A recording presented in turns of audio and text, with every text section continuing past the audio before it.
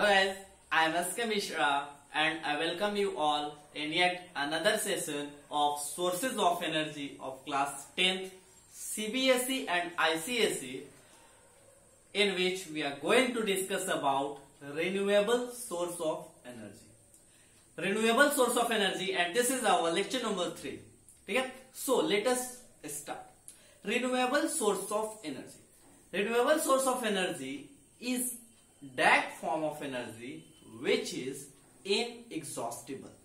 ये source of energy क्या होते हैं? इनएग्जॉस्टिबल होते हैं. कहने का मतलब है ये कभी भी एग्जॉस्ट नहीं होते, खत्म नहीं होते. ठीक है? And this is a form of energy which can be used again and again after processing. ठीक है? And it can be processed by some natural process. ठीक है? ये एक ऐसा फॉर्म ऑफ एनर्जी है जो कि हम लगातार यूज करते जाएंगे तो खत्म नहीं होगा, और बहुत सारे नेचुरल प्रोसेस के द्वारा ये क्या होता है, फिर से उसी फॉर्म में आ जाता है. For example solar energy, wind energy, geothermal energy, ocean energy and many more. ठीक है? बहुत सारे ऐसी एनर्जी है जो कि क्या है, रिन्यूएबल सोर्स है. रिन्यूएबल का मतलब सिंपल सा हुआ कि वो सारे एनर्जी जिनका कि हम यूज करें और करने के बाद भी वो एग्जॉस्ट ना हो, खत्म ना हो, that form of energy is called renewable source of energy.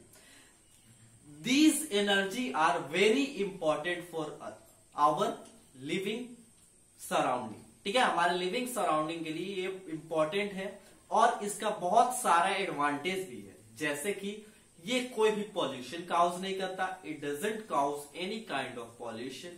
ठीक है?